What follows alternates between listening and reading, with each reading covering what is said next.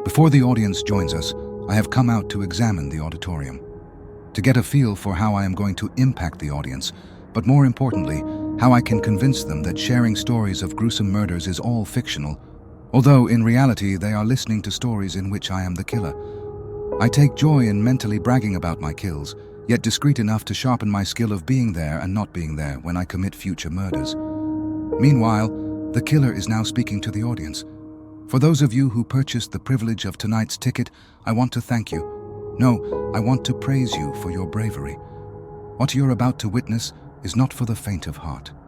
You will hear stories laced with graphic deaths, sexually charged comments, psychological manipulation, and yes, the satisfaction of hearing victims suffer. At this point, a young mother with a baby looks around in panic as the killer's words send chills down her spine. Before I enlighten you, let me offer something worth noting. You will never know my name.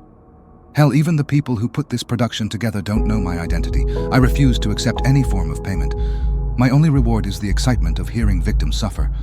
This one-man production is not for kids or teenagers, and if you choose to keep them in the audience, I am not responsible for your decision to raise a group of young-minded killers.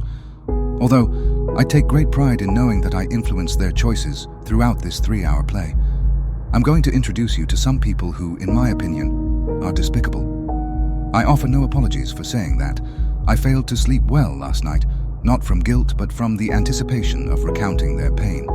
So, before you enter the world of darkness, if you are weak-minded, skittish, or apprehensive, I suggest you leave now. Because if you don't, your mind will never be the same again. Lies are the cheapest currency we trade, and the most expensive to take back. He adds that some lies wear tuxedos.